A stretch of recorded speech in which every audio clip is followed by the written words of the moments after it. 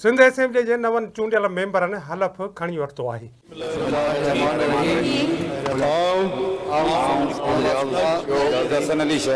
सच्ची दिल से कसम खड़ा थो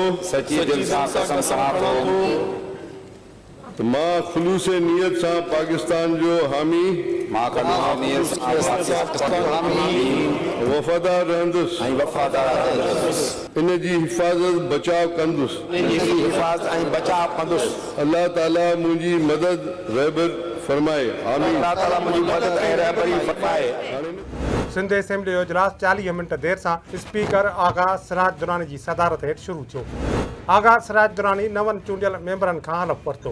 हलफ़ खणंदड़नि में नामज़द वॾो वज़ीर सैयद मुराद अली शाह, सैयद कायम अली शाह, फरियाल टालपुर, शर्जील इनाम मेमन, सईद गनी, अवेस कादिर शाह, नासिर हुसैन शाह भी शामिल आहिनि। उन मौक़े ते असेंबली हाल में जीए भुट्टो जा नारा गूंजण लॻा।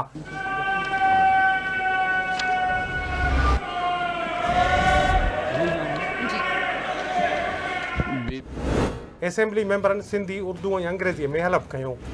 सिंध असेंबली जे 168 मेंबरनि मां 114 मेंबरनि जो तालुक़ु पाकिस्तान पीपल्स पार्टी सां आहे, जॾहिं त 36 मेंबरनि जो तालुक़ु MQM सां आहे। अॼु 148 सिंध असेंबली जे मेंबरनि हलफ़ कयो, जॾहिं त 13 मेंबर हलफ़ बरदारी तक़रीब में शरीक न थिया। PTI जे हिमायत याफ़्ता आज़ाद चूंडियल मेंबर हलफ़ खणण न पहुता। GDA ऐं जमायत इस्लामी जे मेंबरनि बि हलफ़ न कयो। नादर मंगसी कार रैली सबबु कराची में मौजूद न आहे, जॾहिं त निसार खोड़ो या महताब ॾहर सेनेटर रहंदा।